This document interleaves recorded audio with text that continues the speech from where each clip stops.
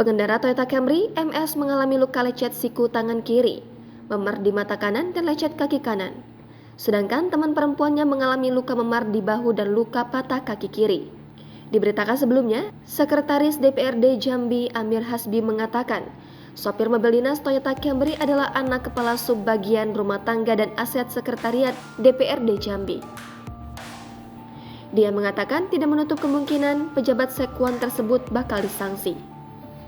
Berdasarkan keterangan pengendara Toyota Camry yang masih berusia 17 tahun, MS, dia bersama teman wanitanya, TA, yang berusia 16 tahun, sedang berpacaran di dalam mobil di kawasan Bandara Lama. Kemudian datang beberapa orang laki-laki menggerebek. Selanjutnya, MS mengendarai mobil berpegangan ke pintu mobil, menyalakan mobil, dan langsung tancap gas. Sesampainya di dekat pintu masuk Bandara Lama, mobil itu menabrak pohon dan beton di badan jalan yang mengakibatkan pohon roboh dan ban mobil pecah. Selanjutnya, Toyota Camry ini mengarah ke Simpang Adipura menuju Rumah Sakit Siloam. Namun, mobil hilang kendali karena ban pecah dan menabrak tiang reklame. Kemudian, mobil berputar arah dan menabrak Toyota Calya BH3056XX. Selanjutnya, penumpang atau teman perempuan pengendara dipaksa keluar oleh warga dan dibawa langsung ke instalasi gawat darurat Rumah Sakit Siloam.